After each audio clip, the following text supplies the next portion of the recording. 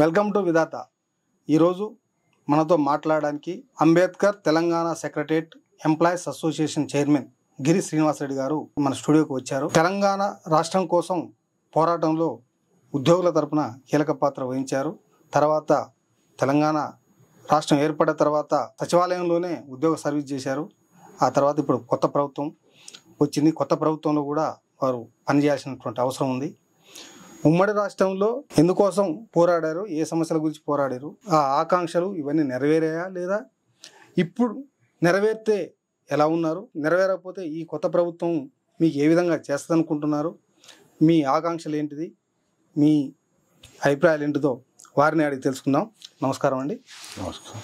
మీరు నీళ్లు, నిధులు, నియామకాలని ఉద్యోగాలలో మాకు మొత్తం కూడా తీవ్ర అన్యాయం జరిగిందని మీరు తెలంగాణ ఉద్యమంలో పోరాటం చేశారు.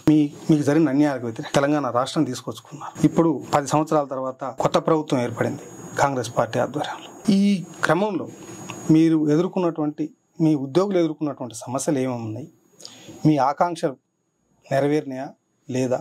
2014లో ప్రభుత్వం ఏర్పడింది. అంతకుముందు 2014 కంటే ముందు ఉమ్మడి ఆంధ్రప్రదేశ్లో ఉన్నప్పుడు మనకు 1969 నుంచి ఒక ఉద్యమం నడిచింది. ఇన్ఫ్యాక్ట్ మనం 1969 కంటే ముందు 1952లోనే ఈ తెలంగాణ రాష్ట్రం ఏర్పడుతుందని పదల్గల్లి కమిషన్ ఒక రిపోర్ట్ ఇచ్చే క్రమంలోనే ఆ రోజే వ్యతిరేకించారు మన మేధావులు. తెలంగాణ రాష్ట్రం అంటూ, అంటే ఉమ్మడి ఆంధ్రప్రదేశ్ అంటూ ఏర్పడితే మనకు తెలంగాణకు తీవ్ర అన్యాయం జరుగుతుందని ఆ రోజే వ్యతిరేకించడం జరిగింది. సరే, అది ఒక పెద్ద మనుషుల ఒప్పందం అని. ఆ తర్వాత చాలా విషయాలు జరిగిన తర్వాత మనకు ఉమ్మడి ఆంధ్రప్రదేశ్ ఏర్పడ్డది. ఉమ్మడి ఆంధ్రప్రదేశ్ ఏర్పడ్డప్పుడు తెలంగాణ హక్కుల గురించి చాలా చర్చ జరిగింది. చర్చ జరిగిన తర్వాత దాంట్లో మనకు కొన్ని హక్కులు, కొన్ని రక్షణలు కల్పించారు. రక్షణలు కల్పించిన తర్వాత ఆ రక్షణలన్నీ మనకు ఏ విధంగా తుంగలో దొక్కబడ్డాయో మనకు అదంతా ఒక చరిత్ర. దాంట్లో నుంచి భాగంగానే ఒక రాష్ట్రం ఏర్పడ్డ 12-13 సంవత్సరాల్లోనే, అంటే 1969కి వచ్చేసరికి ఒక పెద్ద ఎత్తున ఉద్యమం జరగాల్సి వచ్చింది. ఆ పెద్ద ఎత్తున ఉద్యమం అప్పటి రాజకీయ పరిస్థితులను బట్టి, అప్పుడు మనకున్న అవగాహన, మనకున్న నైపుణ్యము, ఉద్యమాన్ని తీసుకుపోయే క్రమము, ప్లస్ అన్నిటికంటే ముఖ్యంగా అప్పుడు ఒక యూనిటరీ గవర్నమెంట్స్ ఉండేవి. అంటే కాంగ్రెస్ ప్రభుత్వం ఆ రోజు పెద్ద స్థాయిలో ఒకే ప్రభుత్వం ఉండేది. సో వాళ్ళు ఏది అనుకుంటే అదే జరిగేది. కొంత ఇక్కడ ప్రభుత్వం వీళ్ళు కావాల్సి వచ్చిన పరిస్థితి ఉండదు. ఇట్లా రకరకాల పరిస్థితుల వల్ల ఏదైతే 1969లో మన ఉద్యమము చల్లబడ్డది. కానీ దాని నేపథ్యం మనకు కొనసాగింది. కవులు, కళాకారులు, మేధావులు ఎప్పటి నిరంతరంగా పనిచేస్తూనే ఉన్నారు. ఆ పనిచేసే క్రమంలో మనకు తర్వాత కేసీఆర్ గారు పార్టీ పెట్టడం 2001లో. ఆ 2001లో పార్టీ పెట్టిన తర్వాత ఉద్యమం మళ్ళీ ఊపందుకోవడము, అంతకుముందు మన మేధావులందరూ దాన్ని తీసుకురావడము. ఆ తర్వాత మరీ ముఖ్యంగా 2009 తర్వాత మనకు ఒక మైలురాయి ఉద్యమం జరిగింది. ఆ మైలురాయి ఉద్యమం తర్వాత మనకు ఇంకో 5 సంవత్సరాలు పడిన తర్వాత 2014లో ఏర్పడ్డది. మన ఆకాంక్షలకు వచ్చేసరికి మీరు కేసీఆర్తో పాటు జరిగినటువంటి ఉద్యమాలు పాల్గొన్నామని చెప్తున్నారు. తెలంగాణ ఉద్యమం అసలు మీ ఉద్యమంలో ఎందుకు పాల్గొనాల్సి వచ్చింది? మీకు రక్షణ కల్పించింది అన్నారు ఉమ్మడి రాష్ట్రంలో. అసలు ఎందుకు పాల్గొన్నారు ఉద్యమంలో? రక్షణ కల్పించిన రక్షణలకు రక్షణ లేకుండా పోయింది. ఎందుకు చెప్తానంటే 1975లో మనకు ప్రెసిడెన్షియల్ ఆర్డర్ వచ్చింది. ప్రెసిడెన్షియల్ ఆర్డర్ వచ్చినప్పుడు ప్రెసిడెన్షియల్ ఆర్డర్ను సరిగ్గా సక్రమంగా అమలు చేసి ఉంటే 16 జీవో వచ్చి ఉండేది కాదు. 16 జీవో వచ్చిన తర్వాత ఏం జరిగింది? పోనీ 16 జీవోనైనా సరిగ్గా అమలు చేశారా? అది సరిగా అమలు కాలేదు. ఆంధ్ర ప్రాంతంలో ఉన్న ఉద్యోగులందరూ మన ప్రాంతంలో ఉన్న ఉద్యోగాల గురించి వాళ్ళు ఇక్కడికి రావాలేదు, రకరకాల పెట్టుకొని. సచివాలయం గురించి మాట్లాడుతుంటాను. నేను సచివాలయ ఉద్యోగం కాబట్టి నేను సచివాలయం గురించి ఎక్కువ మాట్లాడదాం అనుకుంటాను. సచివాలయం గురించి మాట్లాడితే ఆ రోజు ఫేర్ షేర్ ఉద్యమం జరిగింది. సచివాలయం ఫేర్ షేర్ ఏంటి? ఫేర్ షేరు మన జనాభా శాతం, మనకు దాని ప్రకారము మనకు ఎంత ఉద్యోగాలు ఉండాలనేది ఒకటి లెక్క తెలవాలి కదా. ఆ లెక్క తెలవడానికి 16 జీవో అప్పుడు మహా కసరత్తు చేశారు. కానీ ఏంటి చివరికి జరిగింది? అది అట్లా డ్రాగన్ అవుతూ చివరికి 2009లో మన కేసీఆర్ గారి ఆధ్వర్యంలో జరిగింది ఏంటి అంటే, ఆ రోజు దీని మీద మన హైదరాబాద్లో ఉన్న పోలీసు ఉద్యోగాల మీద మొట్టమొదట అది పెద్ద ఉద్యమంగా అక్కడి నుంచి తెలంగాణ సాధన వైపు పోయింది. అంటే దాని అర్థం ఏంది? మనకు రావాల్సిన ఉద్యోగాలు మనకు రాలేదు. ఇక్కడున్న ప్రాంతంలో ఉన్న ఉద్యోగాల మీద ఏదో ఒక కారణం చెప్పి వైలేషన్లో రూల్స్ అన్ని వైలేట్ చేసుకుంటూ ఆంధ్ర ప్రాంత ఉద్యోగులు వచ్చి చేరడం వల్ల మన విద్యార్థులకు, మన యువకులకు అన్యాయం జరిగింది. అదేవిధంగా అప్పుడున్న పాలసీల ప్రకారము ఒక ఎగ్జాంపుల్ చెప్తాను. ఆ రోజుల్లో ఎన్టీఆర్ ప్రభుత్వం ఉన్నప్పుడు 15 మార్కులకే హిందీ పాస్ అయ్యేటట్టు ఆంధ్ర ప్రాంత ఉద్యోగులకు ఒక నిబంధన పెట్టారు. ఎందుకు? వాళ్ళు బ్రిటిష్ అండర్లో ఉన్నారు, వాళ్ళకు హిందీ అనేది వాళ్ళకు సరిగా రాదు, కాబట్టి వాళ్ళకు 15% వస్తే సరిపోతుందని చెప్పి వాళ్ళందరూ 10th క్లాస్ పాస్ అయ్యి వచ్చారు. కానీ మరి మనం ఎప్పుడు ఇంగ్లీష్లో లేమి, మనకంత ఉర్దూ మీడియం నుంచి వచ్చిన వారసత్వం, ఉర్దూ మీడియం నుంచి వచ్చిన వారసత్వంకు మనకి ఇంగ్లీష్ ఎట్లా అబ్బుతుంది? వాళ్ళకి ఇంగ్లీష్ అబ్బింది, మనకు లేదు. మరి వాళ్ళకి హిందీ అబ్బలేదు. కానీ మరి ఈ డిఫరెన్స్ తీసుకోకపోవడం వల్ల ఏమైంది?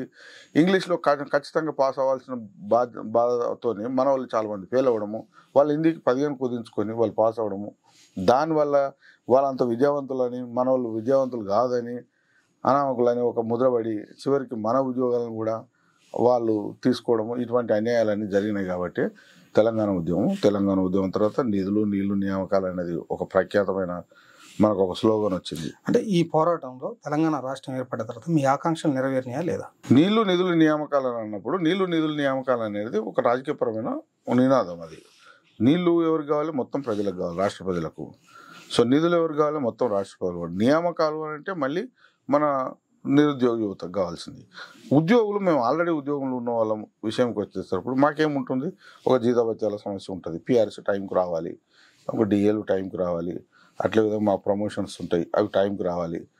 మాకు ఇప్పుడు ప్రెసిడెన్షియల్ ఆర్డర్ ఏదైతే అవుతుందో మన ట్రాన్స్ఫర్స్ కానీ ఇలాంటివి ఉన్నప్పుడు, అంటే మా ఉద్యోగులకు సంబంధించిన ఏ ఇష్యూ అయినా కానీ అది మా సమస్య, అప్పుడు ఆల్రెడీ ఉద్యోగంలో ఉన్న వాళ్ళ సమస్య.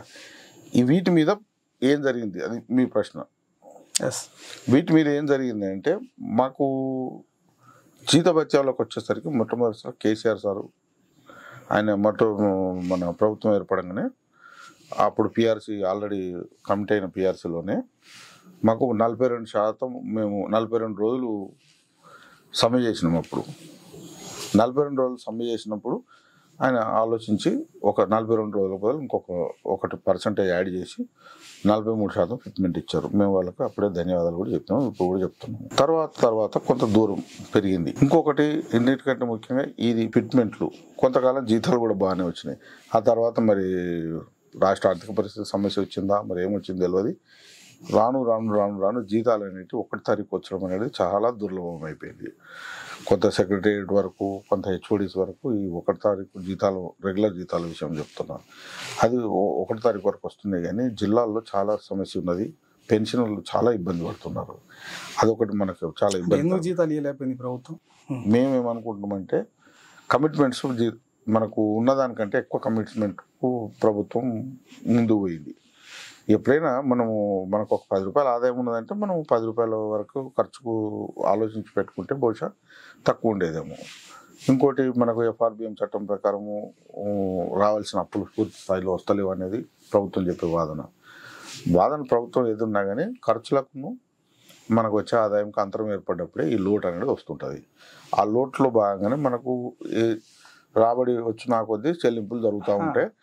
ప్రభుత్వం ఏమో అప్పులను తీసుకొచ్చి అభివృద్ధికి పెడుతున్నాము, వచ్చే ఆదాయం నుంచే జీతం ఇస్తున్నాము అంటే అసలు ఆదాయం కూడా రావట్లేదు, మీకు జీతాలు ఇవ్వట్లేదు అంటే వీళ్ళకి. ఇప్పుడు ఆదాయం నుంచి మొత్తం అప్పుల నుంచే అభివృద్ధి చేస్తామని అంటే మొత్తం తెచ్చే అభివృద్ధితోని అట్లా అభివృద్ధి జరిగితే ఒకవేళ చాలా కార్పొరేషన్, ఫర్ ఎగ్జాంపుల్ చెప్తున్నా, కార్పొరేషన్ల పేర్ల మీద మనకు అప్పులు తీసుకొచ్చినాం మనం. ఇది చాలా రెగ్యులర్ ప్రాక్టీస్ జరిగింది. కానీ కార్పొరేషన్ మీద తీసుకొచ్చిన అప్పులు కూడా ప్రభుత్వ అప్పులైనా ఎప్పుడైతే కేంద్ర ప్రభుత్వం చట్టం తీసుకొచ్చిందో దానివల్ల కొంత ఇబ్బంది వచ్చింది. అంటే మనం అప్పులకు మళ్ళీ మిత్తులు కట్టాల్సిన అవసరం వస్తుంది. మిత్తులు కట్టాల్సి వచ్చినప్పుడు మళ్ళీ ప్రభుత్వ ఆదాయం నుంచి పోతాయి. సో ఇలాంటి సమస్యలు వచ్చినప్పుడు ప్రభుత్వ ఆదాయానికి గండి పడుతుంటుంది. ప్రభుత్వ ఆదాయానికి గండి పెట్టినప్పుడల్లా లేదా గండి పడడం, లేదా నేను అన్నట్టు ఖర్చుకును వచ్చే ఆదాయానికి ఎప్పుడైతే ఒక అంతరం ఏర్పడుతుందో ఆ అంతరంలో నుంచి ఈ సమస్యలు, చెల్లింపుల సమస్య వస్తుంది. దాదాపు మీరు ఒక 15-20 సంవత్సరాలు సర్వీసులు ఉన్నబట్టి. నేను ఇంతకుముందు రక్షణ శాఖలో చేసినాను, డిఫెన్స్లో చేసి రిటైర్ అయ్యి వచ్చాను. రిటైర్ వచ్చిన తర్వాత మళ్ళీ ఈ ఉద్యోగంలో 2010లో ఎక్స్ సర్వీస్ మెన్ కోటా నేను డైరెక్ట్ రిక్రూట్మెంట్లో వచ్చాను. గ్రూప్ 2 రాసి డైరెక్ట్ రిక్రూట్మెంట్లో వచ్చాను. 13 సంవత్సరాలు. జనరల్గా సెక్రటేరియట్లో ఉద్యోగుల్లో కానీ ఎక్కడ కానీ ఒక చర్చ, ఎప్పుడైనా ప్రభుత్వ ఉద్యోగులకు 1వ తారీఖు కాకుండా 10-15వ తారీఖు జీతాలు ఇచ్చిన సంఘటనలు గత ప్రభుత్వాలలో ఎప్పుడైనా ఉన్నాయా? నేను చెప్పాను, నేను వేరే ఉద్యోగం చేసినాము కదా, నేను సెంట్రల్ గవర్నమెంట్ ఉద్యోగము, అందులో అసలు సమస్య ఉండదు. 31వ తారీఖు ఒకవేళ 31వ తారీఖు కనుక సెలవు అయితే 30 తారీఖు, 30, 31 2 రోజులు సెలవు అయితే 29 తారీఖు అది వెనకకి పోతుంది అనమాట. అంటే మనకు 1 తారీఖు 2, 3, 4 కాకుండా 31, 30, 29 సెలవులు కనుక వరుస వస్తే వెనకకే అవుతుంది తప్ప ముందుకు పోదు. అది నేను ఆ సర్వీస్ చేసినంత కాలం అదే చూశాను. తర్వాత 2010లో ఇక్కడ జాయిన్ అయినాను. 10లో జాయిన్ అయినప్పుడు ఎప్పుడు మాకు జీతం లేట్ వచ్చిన దాఖలాలు లేవు. తర్వాత 14 తర్వాత కూడా కొంతకాలం బాగా వచ్చినాయి. ఇప్పుడు కూడా మేము ఫ్యాక్టరీ మేము ప్రభుత్వాలను విమర్శించడానికి ప్రభుత్వం విమర్శించడం ఎప్పుడు చేయకూడదు. ఇప్పుడు ఈ ప్రభుత్వం వచ్చిన తర్వాత 10 తారీఖు నాడు జీతాలు రావట్లేదు, 15 వరకు వస్తున్నాయి. కేంద్ర ప్రభుత్వంలో మాకు 31, 30, 29 అనే తేదీల ప్రకారంగా జీతాలు వస్తున్నాయని చెప్తున్నారు. కేసీఆర్ గారు అధికారంలో ఉన్నప్పుడు మా ప్రభుత్వం కేంద్ర ప్రభుత్వం కంటే ఉన్నతంగా జీతాలు ఇస్తుందని చెప్పి ప్రకటించారు. కేంద్ర ప్రభుత్వం 30 తారీఖు నాడు జీతాలు ఇస్తే ఇక్కడ మాకు 15వ తారీఖు వరకు కూడా జీతాలు రావట్లేదని మీరు అంటారు. నేను అదే 2 విషయాలు చెప్పాను. ఒకటి 43% ఫిట్మెంట్ ఇచ్చిన మాట వాస్తవం, దాంతో గణనీయంగా జీతాలు పెరిగినాయి. తర్వాత మాకు రెండోసారి మళ్ళీ మొన్న 2వ పిఆర్సీ ఇచ్చినప్పుడు కూడా 2వసారి పిఆర్సీ ఆయన హయాంలో 30% పిఆర్సీ ఇచ్చారు. మంచిదే ఫిట్మెంట్. రాష్ట్ర ఆర్థిక పరిస్థితులను పట్టుకొని ఫిట్మెంట్ వస్తుంది. జీతభత్యాలు అనేది ఎప్పుడు మనము గొంతెమ్మ కోరికలు కోరినంత మాత్రం రావు. ప్రజలను అవసరాలను దృష్టిలో పెట్టుకొని అట్లే మన ప్రభుత్వ ఉద్యోగులు కూడా ఆ రకంగా బాధ్యతతో మనము ఆలోచించాలి. కానీ ప్రభుత్వ ఉద్యోగి అంటే వాడు ఒక సగటు పౌరుడే కదా, వాడికి భార్య పిల్లలు ఉంటారు. ఆ భార్య పిల్లలు ఉన్నప్పుడు మరి వాళ్ళ పరిస్థితి ఏంటి? సో ప్రతి ఒక్కరికి నా కొలీగు లేదా నా తోటి సహచరుడు వేరే ఉద్యోగం చేసుకోడు, వేరే వ్యాపారం చేసుకునే అతనికి ఒక కోరిక ఉంటుంది, ఏది ఒక కారు కొనుక్కుందామని. నాతోటే వండుకుంటూ నాతోటే నా సరిసమానంగా ఉన్న ఒక వ్యక్తి అతను కారు కొనుక్కుంటున్నప్పుడు నేచురల్గా ఒక ఉద్యోగిని అంత మాత్రం నా కోరికలు ఉండవు కూడా. అంటే అట్లీస్ట్ ఒక సగటు మనిషి ఏ రకమైన ఆర్థిక పరిస్థితుల్లో బతుకుతున్నాడో ఆలోచించుకుంటే మనకు ఆ మాత్రం కోరికలు ఉండడం అనేది చాలా సహజం. సో మనం ఏదైనా అడిగితే ప్రభుత్వాన్ని డిమాండ్ చేస్తే అంతవరకే. ఇంకోటి ధరలు మనకు ఎంత స్పీడ్గా పెరుగుతుంటాయో మనకు తెలుసు. ఆ స్పీడ్గా పెరిగిన ధరలకు అనుగుణంగా జీతభత్యాలు పెరగాలనేది కోరుకోవడం చాలా సహజం. దాని గురించే బార్గెనింగ్ ప్రభుత్వాలతో మనకు సంఘాలు, ఈ సంఘాలతో ప్రెషర్ పెట్టడం ఇవన్నీ జరుగుతుంటాయి. ఇంకా సివిల్ సొసైటీలో ఒక అపోహ ఉంటుంటుంది, ఏమని ఉద్యోగ సంఘాలంటే ఎప్పుడు ఎవరు డిమాండ్ చేస్తూ ఉంటాయి, ఎప్పుడు ప్రభుత్వాలను ఇబ్బంది పెడతా ఉంటాయి అంటే కాదు. అది మేము 10 సార్లు అడుగుతాము, అడిగిన ప్రతిసార్లు మీడియాలో వస్తుంది. కానీ వాస్తవానికి అది జరిగేది ఒకసారి జరుగుతుంది. కానీ 15 సార్లు మీడియాలో వచ్చిన 15 సార్లు ప్రభుత్వ ఉద్యోగులకు జీతాలు పెరుగుతున్నాయనో, డిఓ వస్తుందనో, ఇది వస్తుందో అది వస్తుందనో ఒక అపోహ క్రియేట్ అవుతుంది. దాంతో సామాన్య ప్రజల దృష్టిలో ఎప్పుడు ప్రభుత్వ ఉద్యోగులు ఎక్కువ కోరుకుంటారని ఆలోచన. కానీ అది వాస్తవం కాదు. ఇంకోటి వాస్తవం ఏముంటుందంటే ప్రభుత్వ ఉద్యోగులు కొద్దిగా మెరుగుంటారు, అది కూడా నేను కాదన్ను. ప్రభుత్వ ఉద్యోగులు మిగతా సొసైటీలో కొంత మెరుగుంటారు అనేది కూడా వాస్తవమే. అయితే మిగతా సొసైటీలో మెరుగు ఎందుకు ఉంటారు, దానికి ఒక నేపథ్యం ఉంటుంది కదా. ఎందుకంటే ఒక 1000 మంది ఎగ్జామ్ రాస్తే ఓ ఎగ్జామ్ రాసి వస్తాడు. అతను ఒక ఇంటలెక్చువల్ ప్రాపర్టీ గవర్నమెంట్కు, ఆ ఇంటలెక్చువల్ ప్రాపర్టీతోని గవర్నమెంట్ తన సేవలు తీసుకుంటుంది. సేవలు తీసుకుంటున్నప్పుడు అతను పే చేస్తుంది. మనము ఇంకా ముందుకు వచ్చి మాట్లాడితే ఈ రోజుల్లో ఐటీ జాబ్స్ వచ్చింది. ఐటీ జాబ్స్ వచ్చినప్పుడు నేను ఇప్పుడు చెప్పిన 43% ఫిట్మెంట్ కంటే ముందు పరిస్థితి, ఐటీ జాబ్తో ప్రభుత్వం ఏ రకంగా తొలితొగే పరిస్థితి లేదు ఆ రోజు. కానీ 43% వచ్చిన తర్వాత కొంత ఈక్వాలిటీ, దాని తర్వాత ఇంకొక సబ్సిక్వెంట్ పిఆర్సీలో కొంతవరకు కొద్దిగా గౌరవప్రదమైన వేతనం, గౌరవప్రదమైన జీవితం. ఇదే బీఆర్ఎస్ ప్రభుత్వం పోయి కాంగ్రెస్ పార్టీ గెలిచిందనగానే మీ ఉద్యోగులు మాకు ఒక స్వేచ్ఛ వచ్చింది అని చెప్పి ప్రెస్ మీట్లు పెట్టి ప్రకటించాల్సినటువంటి పరిస్థితి ఏమొచ్చింది? అలా ఏం కోల్పోయారు, ఇవాళ ఏమొచ్చింది? మీరు చాలా వ్యాలిడ్. యాక్చువల్గా ఇప్పుడు ఇందాక మనం మాట్లాడుకున్నంత జీతభత్యాల చుట్టూ తిరిగింది. మేము జీతభత్యాల విషయంలో 2 కంప్లైంట్లు ఇంతకుముందు చెప్పింది. ఒకటి మనకు ఫస్ట్ నాడు వస్తలేవు, దానివల్ల జరిగిన నష్టం ఏంటంటే మనకు 5, 10 తారీఖులో ఈ లోపల చాలా ఖర్చులు ఉంటాయి. 1 తారీఖు వచ్చిందంటే పాలోడు, పేపరోడు, ప్రతి ఒక్కటి ఖర్చు ఉంటుంది. అదే కాకుండా ఇవన్నీ అంటే ముఖ్యంగా ప్రతి ఒక్క ఎంప్లాయీకి ప్రతి ఒక్కటి 100% దాదాపు అంటే ఒక 4-3 సంవత్సరాల సర్వీస్ అయిన ప్రతి ఎంప్లాయీకి ఏదో ఒక రకమైన ఈఎంఐ ఉంటుంది. ఈ రోజుల్లో ఈఎంఐ లేని, బ్యాంక్ లోన్ లేని ఎంప్లాయీ అంటూ ఉండడు. So bank loan employee bank loan వాడు మొట్టమొదటి వారమే వచ్చి కూర్చుంటాడు. బ్యాంక్ వాడు మన శాలరీ లెక్కలు మనకు తెలియకుండా కట్ అయిపోతుంటుంది. చాలామంది పాపం డిఫాల్ట్ అయ్యారు. ఆ డిఫాల్ట్ అవ్వడం వల్ల సిబిల్ స్కోర్ దెబ్బతిని వాళ్ళ క్రెడిట్ స్కోర్ దెబ్బతిని వాళ్ళు చివరికి మళ్ళీ ఎప్పుడన్నా ఏదైనా విషయంలో లోన్లో పోతే ఆ సమస్యలు వచ్చినాయి. దాని తర్వాత మనకు ఇన్ టైంలో డిఏ ఒకటి వస్తుంది. మనకు 6 నెలలకు ఒకసారి కేంద్ర ప్రభుత్వం డిఏ ప్రకటిస్తుంది. ప్రకటించిన డిఏ ప్రకారం ఒక ఫార్ములా ప్రకారం రాష్ట్ర ప్రభుత్వ ఉద్యోగులు కూడా డిఏ ఇస్తారు. అది కొంతకాలంగా డిఏలు ఊరికే వాయిదా పడడం. ఇప్పుడు ప్రస్తుతం 3 డిఏలు పెండింగ్లో ఉన్నాయి. అట్లా డిఏలు పెండింగ్లో ఉంటే డిఏ అంటే ఏంది? కరువు భత్యం. కరువు భత్యం అంటే మనకు ఏదో ధరలు పెరుగుతున్నాయి కాబట్టి దానికి అనుగుణంగా ప్రభుత్వం మనకు కొంత దాన్ని పెంచుతుంది. అది మనకు ఇన్ టైంలో రాకపోతే దాన్ని ఆ పెరిగిన కరువు సంబంధించిన భత్యం అంతా మనం ఉన్న శాలరీల నుంచే మనం ఏదో ఒక రకంగా అడ్జస్ట్ చేసుకోవాల్సి వస్తుంది. ఒక ఎంప్లాయీ, సగటు ఎంప్లాయీ పింఛింగ్ ఫీల్ అవుతాడు. సో అది జీతభత్యాలకు సంబంధించిన. జీతభత్యాలకు బియాండ్ సమస్యలు చాలా ఉంటాయి. ఏంటండి ఇప్పుడు మీరు అన్నది స్వేచ్ఛ స్వాతంత్రాలు వచ్చినట్టుగా మీరు ప్రెస్ మీట్లు పెట్టున్నారు, లేకపోతే సంబరాలు చేసుకున్నారు అని అంటున్నారు. మేము ఇప్పుడు మీతో మాట్లాడుతున్నాం. ఇవాళ నాకు కొంత స్వేచ్ఛ వచ్చినట్టు నేను భావించి మాట్లాడుతున్నాను. వాస్తవం ఇది. ఇదే నేను మీరు ఒక 2 నెలల క్రితం అడిగి ఉంటే బొచ్చి మాట్లాడలేకపోయి ఉండేవాడిని. ఎందుకు అని అంటే మాట్లాడితే తప్పు, ఎవరితో ఏది రివీల్ చేయకూడదు. సోషల్ మీడియా కావచ్చు, తర్వాత మన ప్రింట్ మీడియా కావచ్చు, ఎలక్ట్రానిక్ మీడియా కావచ్చు, మేము మాట్లాడితే వాళ్ళని టార్గెట్ చేయడాలు, తర్వాత మేము మాట్లాడుకునేటప్పుడు ఫోన్ల మధ్యలో కూడా మాట్లాడుకునేటప్పుడు కొంత రిస్ట్రిక్షన్స్ ఫీల్ అయినాం.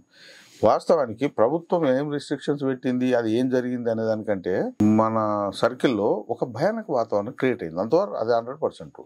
ఏంటి భయానక వాతావరణం క్రియేట్ అయింది అని అంటే మనం ఏదైనా మాట్లాడితే అనవసరంగా లేనిపోయిన ప్రాబ్లమ్స్లో ఇరుక్కుంటాము.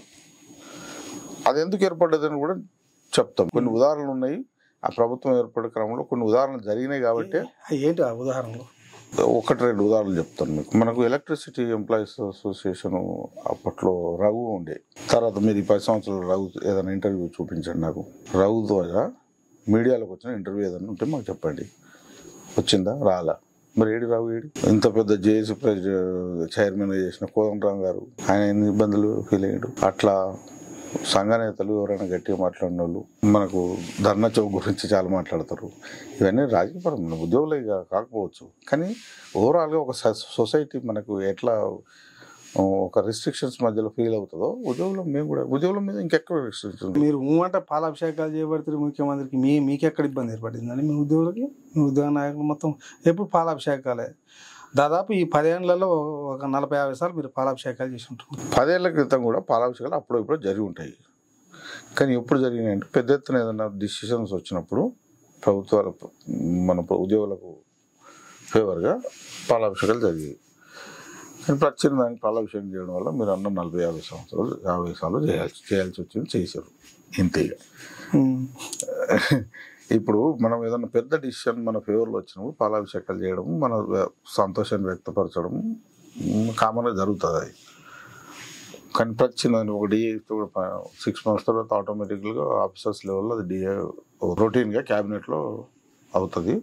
ఇక దాన్ని కూడా మనం పాలాభిషేకాలు చేస్తే ఇంక మరి 40 సంవత్సరాలు 50 సార్లు అయినా పాలాభిషేకాలు అయి ఉంటాయి. దానికి అంటే మీరు ప్రేమతో చేయలేదా?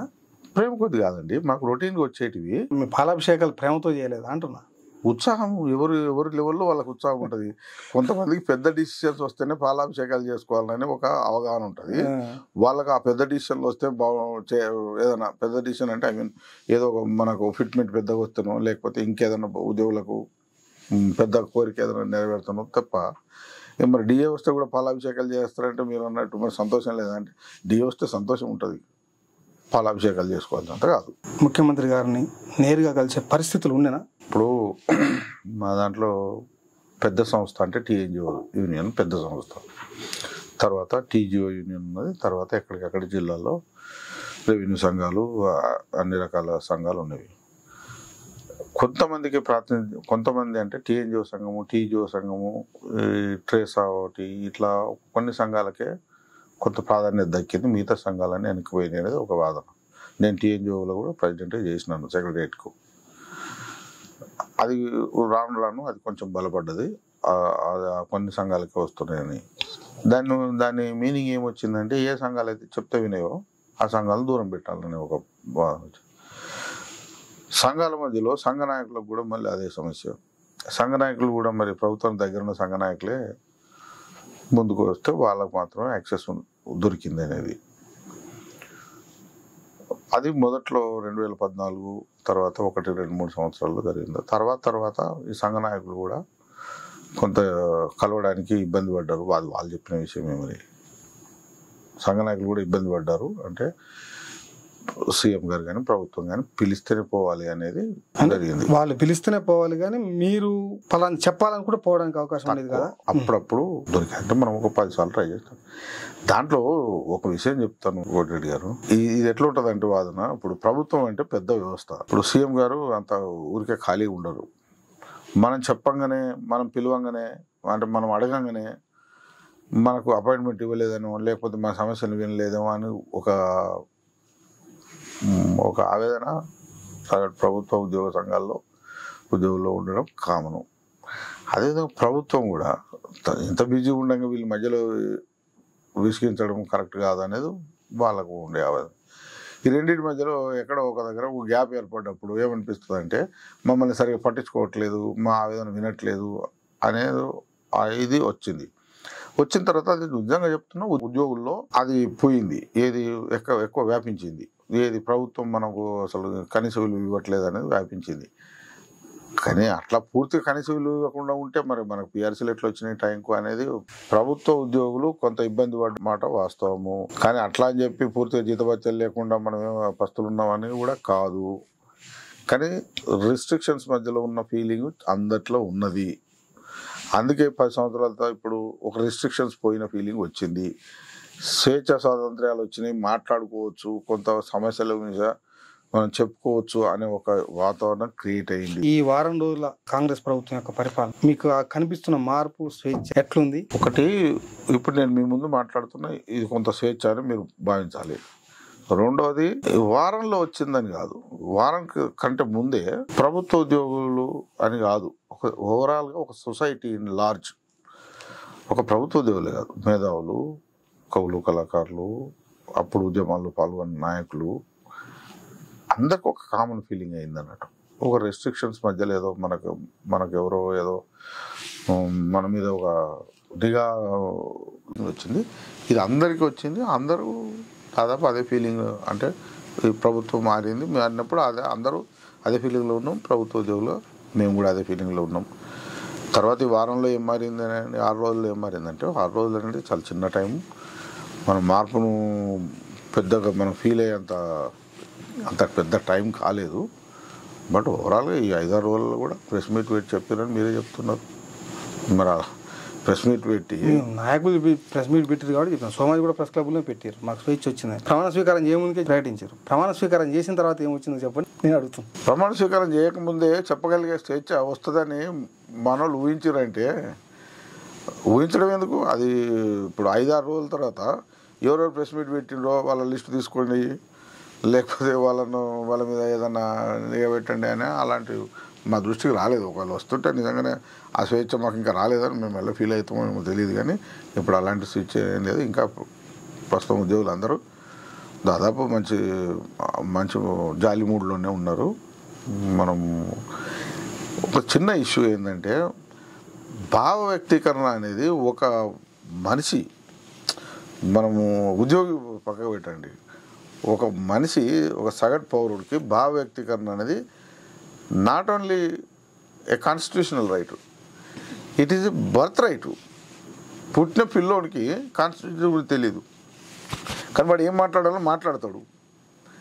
ఆ భావ వ్యక్తీకరణకు మన పుట్టుకతోనే ఒక రకమైన హక్కు వస్తుంది మనకు. ఆ హక్కు కొరకు ఇదంతా జరుగుతుంది. ఏం స్వాతంత్రం వచ్చింది, ఏం స్వేచ్ఛ వచ్చిందంటే భావ వ్యక్తీకరణ స్వేచ్ఛ వచ్చింది. దీనికి మనం ఇంకో వేరే దాంతో కంపేర్ చేసుకోవడానికి ఉండదు. ఓకే, థ్యాంక్ యూ అండి. ఈరోజు శ్రీనివాసరెడ్డి గారు మన స్టూడియోకి వచ్చి మా ఉద్యోగులకు భావ వ్యక్తీకరణ వ్యక్తం చేసే స్వేచ్ఛ వచ్చిందని చెప్తున్నారు. ధన్యవాదాలండి శ్రీనివాసరెడ్డి గారు. Thank you.